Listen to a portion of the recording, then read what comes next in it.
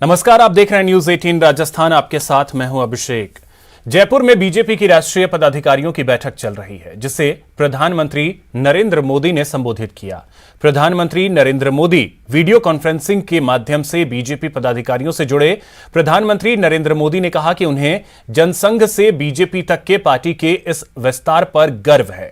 प्रधानमंत्री ने कहा कि जनसंघ से लेकर हमारी जो यात्रा शुरू हुई और बीजेपी के रूप में फली फूली पार्टी के इस स्वरूप को, उसके विस्तार को देखते हुए तो गर्व तो होता ही है, लेकिन इसके निर्माण में खुद को खपाने वाली पार्टी की सभी विभूतियों को मैं आज नमन करता हूं।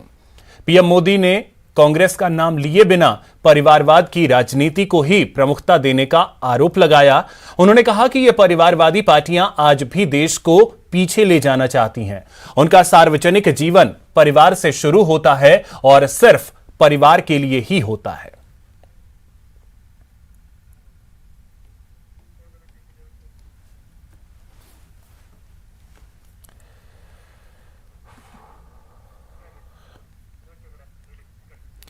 और बड़ी खबर आपको बताते हैं, जोधपुर से है, जहां हाईकोर्ट में अमन चोपड़ा की याचिका पर सुनवाई हो रही है। हाईकोर्ट जस्टिस दिनेश मेहता की कोर्ट में सुनवाई हुई। एक बार फिर जांच में सहयोग के लिए आना होगा डूंगरपुर।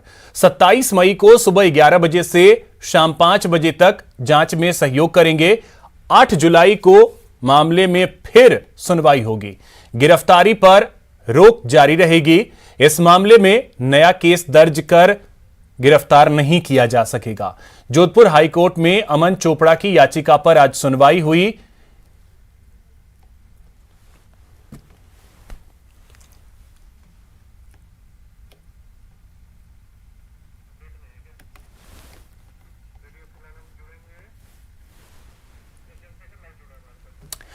तो हमारे सहयोगी चंद्रशेखर जोधपुर से और अधिक जानकारी के साथ हमारे साथ जुड़ रहे हैं। चंद्रशेखर, क्या कुछ रहा आज हाईकोर्ट में?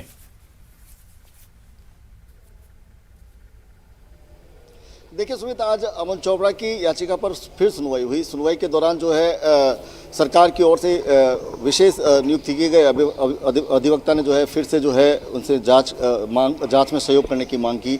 इसको लेकर हाईकोर्ट ने जो आगामी 27 मई को सुबह 11 बजे से 5 बजे तक अमन चोपड़ा को निर्देशित किया कि वे जाँच में सहयोग करने के लिए डूंगरपुर पहुँचे। इसके अलावा अब इस मामले में 8 जुलाई को फिर सुनवाई होगी।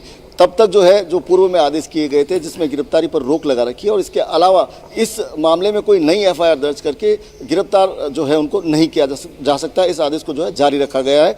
हमारे साथ अमन चोपड़ा के अधिवक्ता है, जिनसे जानेंगे कि आज सुनवाई के दौरान क्या विशेष रहा सुनवाई में और क्या किन बिंदुओं पर जो बहस हुई। आज कोर्ट को बताया गया कि अमन चोपड़ा जो है पिछले आदेश के अनुसार 16 मई को जो है बिचीवाड़ा थाने में प्रस्तुत हो गए थे और उनसे 11 बजे से शाम 5 बजे तक इन्वेस्टिगेशन उनके साथ में किया गया। और दौरान उसके बाद में जो है स्पेशल पब्लिक प्रोसिक्यूटर जो है उन्होंने कहा कि उन्होंने भी इस बात को तायीद करी, इस बात की कि अमन जो है वो अपीयर कर गए थे, लेकिन उनका ये कहना था कि उनको थोड़ी और इन्वेस्टिगेशन उनसे करनी है। इसके मुतल्लिक उन्होंने एक बार फिर उनको बुलाने के लिए रिक्वेस्ट करी थी कोर्ट से। कोर्ट ने ये रिक्वेस्ट मान ली और 27 मई पे अमन चोपड़ा को फिर से बिचीवाड़ा थाने में प्रस्तुत होना पड़ेगा। 11 बजे से 5 बजे तक का टाइम मुकर्रर किया गया है।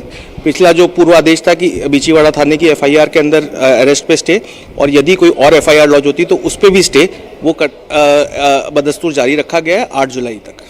सर, अगर बात करें तो किस तरह का जो एक बार 6 घंटे तक पूछताछ हो चुकी है, फिर जो है 6 घंटे की पूछताछ, तो क्या वजह रही कि इतनी पूछताछ की आवश्यकता रही? सर, सब स्पेशल पब्लिक प्रोसिक्यूटर साहब ने ये कोर्ट को फरमाया कि जब अमन चोपड़ा से पूछताछ हुई थी तो उन्होंने ये बताया कि क्योंकि ये लाइव प्रोग्राम है, इसके अंदर एंकर का बहुत ज़बरदस्त रोल होता है और इसके अंदर जो कॉन्सेप्ट था वो मेरे पास में था। रिसर्च के अंदर उन्होंने इस प्रकार का कुछ बताया गया कि उस समय पब्लिक डोमेन में जो और रिपोर्ट्स वगैरह अवेलेबल हो रही थी और न्यूज़ टेलीकास्ट अवेलेबल हो रहे थे, उससे ही जो है इसका कंटेंट फॉर्मुलेट हुआ। तो पब्लिक प्रोसिक्यूटर साहब का ये कोशिश थी कि वो ये कोर्ट को समझाने का प्रयास करें कि इस प्रकार का बड़ा विस्तृत और विशाल प्रोग्राम, जिसमें 1 घंटे तक प्रोग्राम चलता है, कई स्पेशल लोगों को बाहर से बुलाया जाता है, उस प्रकार का प्रोग्राम जो है वो एक्सटेम्पोर एक व्यक्ति के द्वारा नहीं किया जा सकता है। सर, जो पूर्व में अमन चोपड़ा को जिस प्रकार से डूंगरपुर के बिचवाड़ा थाने में बुलाया गया था, 6 घंटे पूछताछ की गई थी और खुद पब्लिक प्रोसिक्यूटर ने इस मामले को लेकर उनकी तारीफ की थी। उन्होंने जो है जाँच में पूरा सहयोग दिया। जी बिल्कुल। पब्लिक प्रोसिक्यूटर ने ये बात को एक्सेप्ट किया कि वो आए थे, उन्होंने पूरी जांच में सहयोग दिया है और बिल्कुल टाइम से पहुंचे थे और उन्होंने अपना जो है जो कुछ भी उनको पता था उन्होंने बताया। और उनको ये ऐसा प्रतीत होता है, शायद इन्वेस्टिगेटिंग एजेंसी को ये प्रतीत होता है कि हम इनसे और भी कुछ जानकारियां हासिल कर सकते हैं, तो शायद इसीलिए उन्होंने 27 एक बार फिर उनको बुलाने के लिए रिक्वेस्ट करी थी कोर्ट से। तो सुमित, जो बात करें तो एक बार जांच में चंद्रशेखर, सहयोग किया जा एक चीज चुका है और अब अगर आप वकील 27 साहब मई से को एक थोड़ा बार सा ये फिर भी सुबह पूछें 11 कि जो 16 मई को जो पूछताछ हुई थी अमन चोपड़ा से, तो उसकी रिपोर्ट भी रखी गई होगी कोर्ट में, उसके बारे में कुछ अगर वो बताएं, उसके बारे में क्या रहा? सर, जिस प्रकार से जो 16 मई को पूछताछ हुई थी उसको लेकर जो आयोग को जो कोर्ट ने तलब किया गया था जो फैक्चुअल रिपोर्ट को लेकर, तो क्या वो पेश की गई? फैक्चुअल रिपोर्ट पेश कर दी गई है, कोर्ट को पेश कर दी गई है फैक्चुअल रिपोर्ट। और उसके अंदर उनका उसी के अंदर जो है उसी से, क्योंकि पब्लिक प्रोसिक्यूटर साहब भी जो है जो फाइनली जो इन्वेस्टिगेटिंग ऑफिसर ने जो उनको इन्फॉर्म किया है और जो कोर्ट को इन्फॉर्म किया उसी के ऊपर कहते हैं, तो उसी ने और टाइम मांगा है इन्वेस्टिगेशन कंटिन्यू करने के। तो सुमित, जो जांच अधिकारी है उसने ये बताया है कि थोड़ी और जांच बाकी है, थोड़ी और जो है उनसे जो है सहयोग की अपेक्षा जो है, जिसको लेकर जो है गुहार की गई कोर्ट से, सरकार की ओर से, जिसको कोर्ट ने स्वीकार करते हुए 27 मई को जो है सुबह 11 से 5 बजे तक जो है अमन चोपड़ा को फिर से जो है डूंगरपुर के बिछवाड़ा थाने में आकर जो जांच में सहयोग करने के आदेश दिए। और अगर बात करें तो 8 जुलाई को इस मामले में फिर सुनवाई होगी, तब तक जो है गिरफ्तारी पर रोक जारी रहेगी। इसके अलावा इस मामले में कोई भी नई FIR दर्ज करके उनको गिरफ्तार नहीं किया जा सकता। जी बिल्कुल, चंद्रशेखर, अभिषेक बोल रहा हूं, सुमित नहीं। एक और चीज मैं आपसे जरा सा जानना चाहूंगा कि पहले भी लगभग 6 घंटे की पूछताछ हुई थी, उस दौरान कहे गए थे कि लगभग 150 के आसपास जो थे वो सवाल थे। अब अगले 6 घंटे किस तरीके के और कितने सवाल, क्योंकि वो चीज भी बोला गया होगा, वो भी चीजें बताई गई होंगी कि हां हमें अभी और ये चीजें निकालनी है, तो क्या उसके बारे में कुछ विस्तार से अगर वकील साहब बता पाए कि क्या रहा? क्योंकि पहले 150 के आसपास सवाल थे उस दिन, फिर कितने सवाल और किस तरीके के, क्योंकि उस दिन भी डिबेट को लेकर के बहुत सारी चर्चा हुई थी।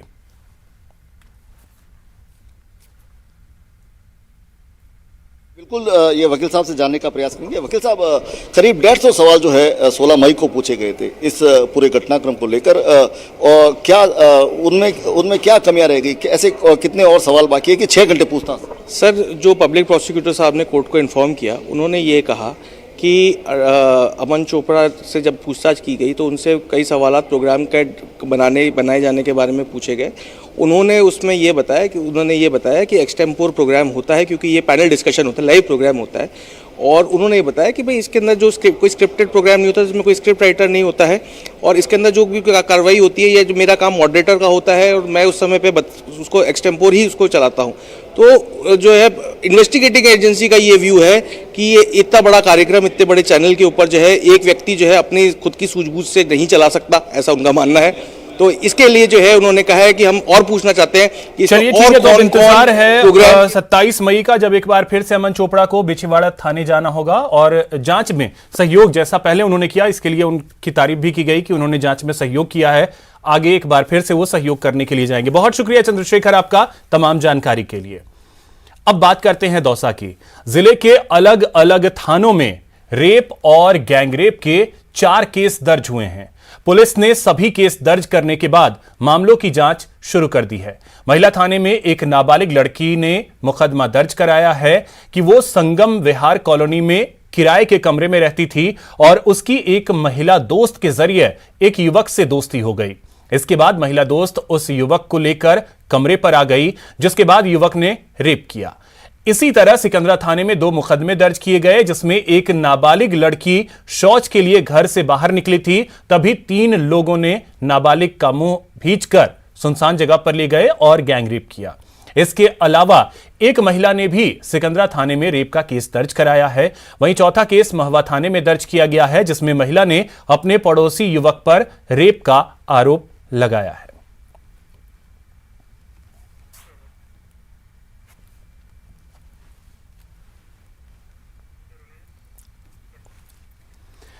मुख्यमंत्री कन्यादान योजना में घपले का खुलासा हुआ है। जैसलमेर में इस योजना के तहत मिली भगत से एक ही खाते में कई बार योजना की सहयोग राशि जमा कराई गई। बताया जाता है कि लाभार्थी की जगह ई मित्र संचालक या फिर किसी और का खाता नंबर लिख दिया गया और उसमें सहयोग राशि जमा होने पर बंदरबाट कर ली गई। सामाजिक न्याय एवं अधिकारिता विभाग के 3 वित्त अधिकारियों की जांच में सामने आया कि करीब 288 फर्जी शादियों के तहत 1 करोड़ 30 लाख रुपए का घोटाला हुआ है।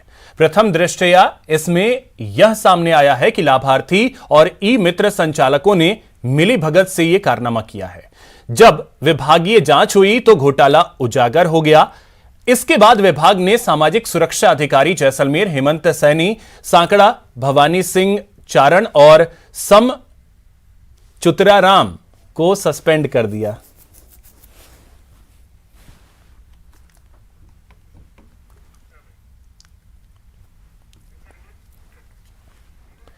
नवनिर्वाचित विधायकों को लोकसभा अध्यक्ष का पाठ। उत्तर प्रदेश विधानसभा में 2 दिवसीय ओरिएंटेशन प्रोग्राम। नवनिर्वाचित सदस्यों को कार्यवाही के बारे में जानकारी दी जाएगी। आर्थिक परिवर्तन का एक नया युग शुरू करेगा।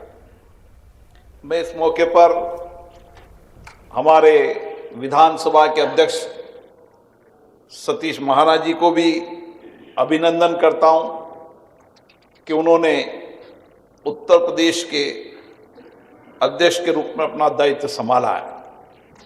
उनका राजनीतिक संसदीय एक दीर्घ अनुभव रहा है।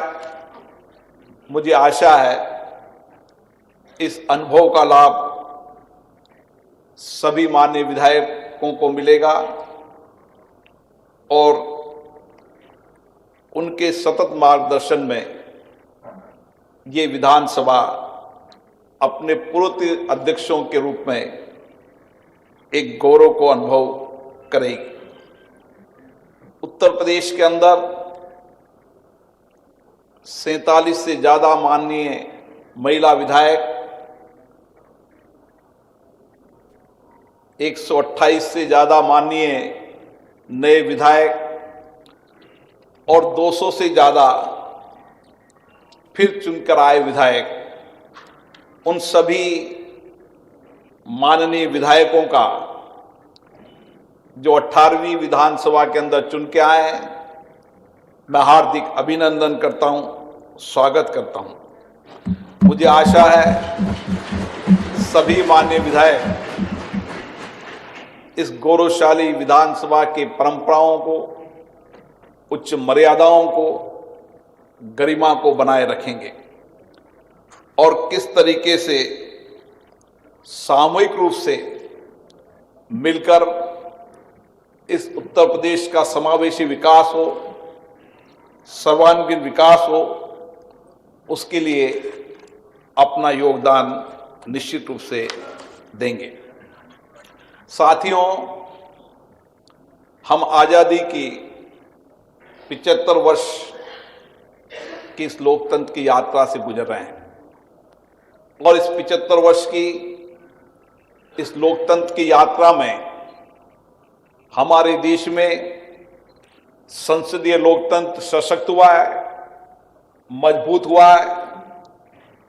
जनता का विश्वास, भरोसा हमारे संसदीय लोकतंत्र के प्रति और बढ़ा है और इसी तरीके से उत्तर प्रदेश की विधानसभा, जो शायद विश्व की सबसे बड़ी राज्य की विधानसभा होगी, इस विधानसभा के अंदर निश्चित रूप से यहाँ के नेताओं ने, यहाँ से निकले हमारे प्रधानमंत्रियों ने इस देश का गौरव सम्मान बढ़ाया है।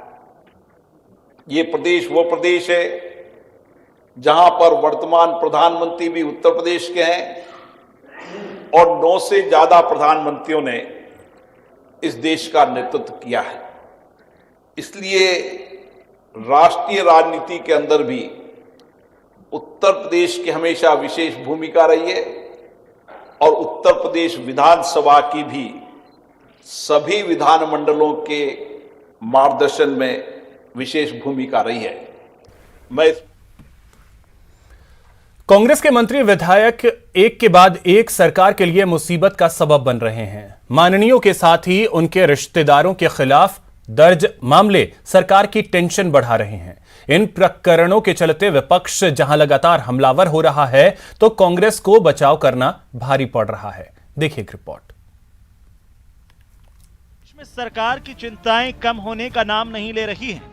पहले जगह जगह हुई हिंसा और तनाव की खबरों ने सरकार की चिंता बढ़ाई, तो अब कांग्रेस के ही मंत्री विधायक सरकार के लिए परेशानी का सबब बन रहे हैं। ताजा मामला डूंगरपुर से कांग्रेस विधायक और यूथ कांग्रेस के प्रदेशाध्यक्ष गणेश घोघरा का है। घोघरा के खिलाफ जब अधिकारियों को बंधक बनाने के मामले में एफआईआर दर्ज हुई, तो घोघरा ने इस्तीफे की पेशकश कर दी। राज्यसभा चुनाव से पहले हुए इस घटनाक्रम से कांग्रेस की मुश्किल और बढ़ गई है।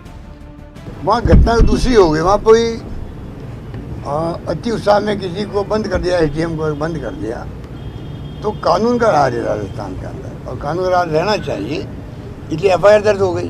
तो गणेश घोघरा जी का मामला इसलिए उनको फील हुआ होगा भाई कि एफआईआर लॉन्च हो गई, तो कार्यकर्ता भी वहाँ थे, मान लीजिए उनके खिलाफ भी एफआईआर दर्ज हुई होगी।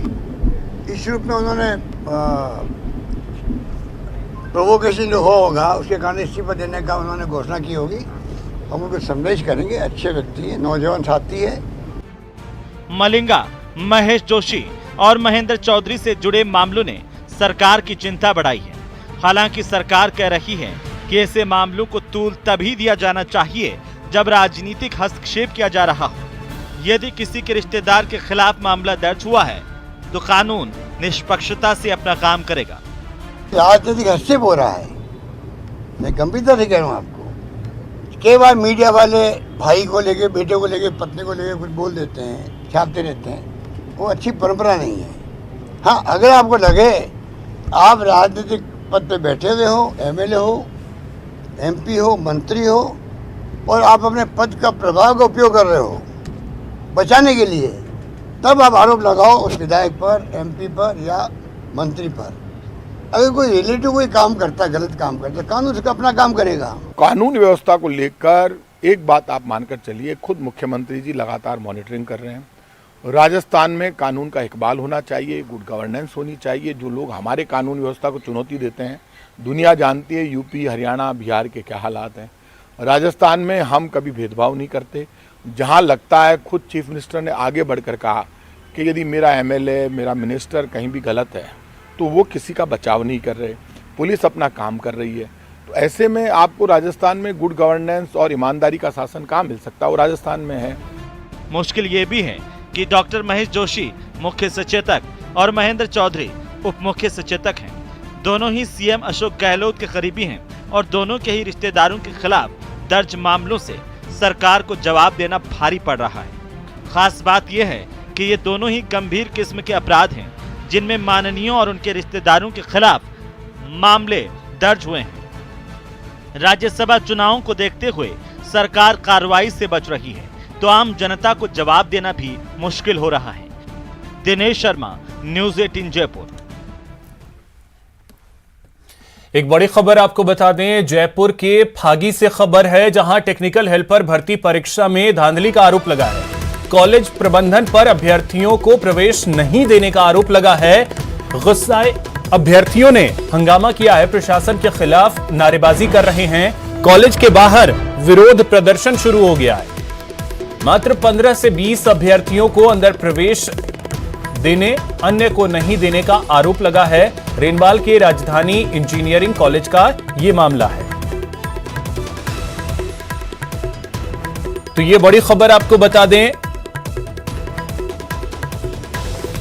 राजधानी जयपुर के फागी से यह खबर है। कॉलेज के बाहर अब जो अभ्यर्थी हैं वो प्रदर्शन कर रहे हैं। रेनवाल के राजधानी इंजीनियरिंग कॉलेज का यह मामला, आरोप यह लगा है कि 15 से 20 छात्रों को ही सिर्फ एंट्री दी गई, उसके अलावा किसी को एंट्री नहीं दी गई। और जिसके बाद गुस्साए अभ्यर्थियों ने हंगामा किया है। तस्वीरें भी हम आपको दिखा रहे हैं। प्रशासन के खिलाफ यहां नारेबाजी की जा रही है। अब ये मामला जो है वो आपको बता दें कि टेक्निकल हेल्पर भर्ती परीक्षा से जुड़ा है धांधली का आरोप कॉलेज प्रबंधन पर अभ्यर्थी लगा रहे हैं। उनका आरोप है कि प्रवेश उन्हें नहीं दिया गया है। महज 15 से 20 अभ्यर्थियों को ही प्रवेश दिया गया, बाकियों को प्रवेश करने नहीं दिया गया। रेनवाल के राजधानी इंजीनियरिंग कॉलेज का यह मामला। अधिक जानकारी के साथ सहयोगी हीरालाल हमारे साथ जुड़ गए। हीरा, क्या जानकारी है? ये छात्रों को परीक्षा देने ही नहीं दिया गया? जी अभिषेक, मैं आपको बता दूं कि जयपुर डिस्कॉम की ओर से टेक्निकल हेल्पर भर्ती परीक्षा आयोजित हो रही थी, जिसका सेंटर राजधानी इंजीनियरिंग कॉलेज में आया था। यहाँ बड़ी संख्या में छात्र जो परीक्षा देने के लिए पहुंचे थे, लेकिन छात्रों का आरोप है कि कॉलेज प्रबंधन जो था उन्होंने कुछ लोगों को ही अंदर प्रवेश दिया, बाद में टेक्निकल प्रॉब्लम बता के अन्य जो 250 से 300 जो अभ्यर्थी उनको बाहर रोक दिया गया। जब अभ्यर्थियों ने कॉलेज प्रबंधन से बात करने की कोशिश भी की, लेकिन कॉलेज प्रबंधन ने उनको संतोषप्रद जवाब नहीं दिया। इससे उनमें रोष व्याप्त हो गया और उन्होंने धरना प्रदर्शन शुरू कर दिया। उन्होंने छात्रों की मांग थी कि जो परीक्षा आयोजित की जा रही है उसमें फर्जीवाड़ा किया जा रहा है, इसलिए यह परीक्षा निरस्त की जाए। सूचना पर पुलिस अधिकारी भी मौके पहुंचे और छात्रों को समझाइश का प्रयास किया, लेकिन छात्र अपनी जो मांग है उन पर अड़े रहे। फिलहाल सूचना पर जयपुर डिस्कॉम के सीपीओ भी मौके पे पहुंचने वाले हैं। उसके बाद छात्रों से वार्ता की जाएगी और जो आंदोलन है, जो प्रदर्शन किया जा रहा है, उसका समाधान किया जाएगा। तो प्रशासन की टीम वहां पहुंची है अभी या नहीं हीरा? जी, जयपुर डिस्कॉम से जो सीपीओ जो अधिकारी है वो मौके पे कुछ देर में पहुंचने वाले हैं। उनके बाद छात्रों से उनकी वार्ता की जाएगी, उसके बाद ही इस मामले का पूरा निस्तारण हो पाएगा। और कॉलेज प्रबंधन का कुछ कहना हो? अभी कॉलेज प्रबंधन की तरफ से ऐसा कोई बयान नहीं आया। हालांकि पुलिस अधिकारी मौके पे हैं, पुलिस अधिकारी है जो छात्रों से समझाइश कर रहे हैं कि कॉलेज प्रबंधन और जयपुर डिस्कॉम के जो सीपीओ है वो मौके पे पहुंच जाएंगे। उसके बाद वार्ता इनके बीच में करवाई जाएगी, उसके बाद ही मामले का निस्तारण होगा। तो अभी वहां क्या छात्रों की सिर्फ नारेबाजी और प्रदर्शन ही चल रहा है? जी बिल्कुल, जो मौके पे छात्र हैं जो कॉलेज गेट के बाहर सड़क पर बैठे हैं, धरना दे के बैठे हैं, उनकी मांग है कि जब तक इस परीक्षा को निरस्त नहीं की जाएगी तब तक उनका धरना प्रदर्शन जारी रहेगा। सवाल अब परीक्षाओं को लेकर के बहुत सारे उठने लगे हैं हीरालाल। ये भी देखें, इससे पहले भी जो परीक्षा हुई पेपर लीक नहीं तो कुछ और कारण, परीक्षाएं जो हैं वो राजस्थान में बहुत चुनौती बन गई है। जी बिल्कुल, जिस प्रकार से राजस्थान में जो भर्ती परीक्षाएं उन पे सवाल कहीं ना कहीं खड़े होते नजर आए हैं। आज जो एग्जाम थी, जो परीक्षा थी, टेक्निकल हेल्पर की जो परीक्षा थी, उस पर भी कहीं ना कहीं ये जो घटनाक्रम सामने आया, इससे साफ जाहिर तौर पर लगता है कि छात्रों के भविष्य के साथ कहीं ना कहीं खिलवाड़ होता नजर आ रहा है। चलिए, बहुत शुक्रिया हीरा आपका तमाम जानकारी के लिए।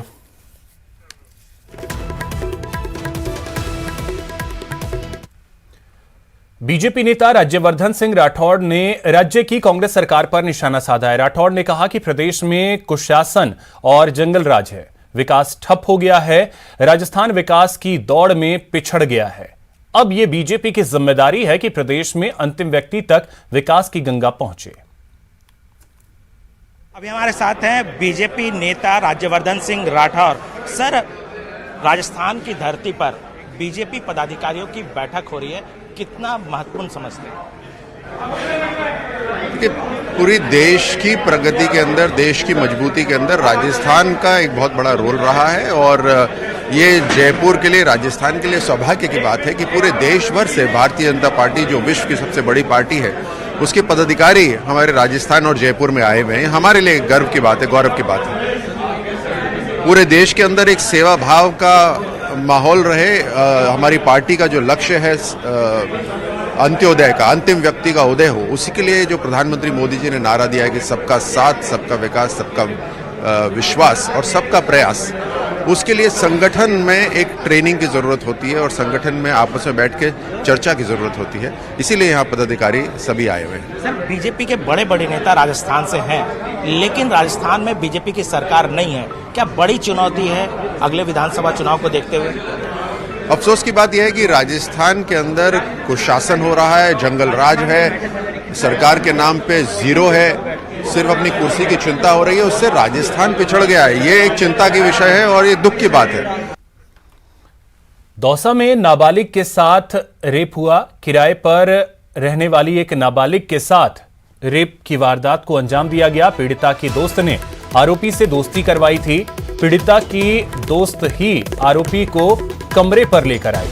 महिला थाने में मामला दर्ज किया गया है और अब पुलिस मामले की जांच पड़ताल में जुट गई है।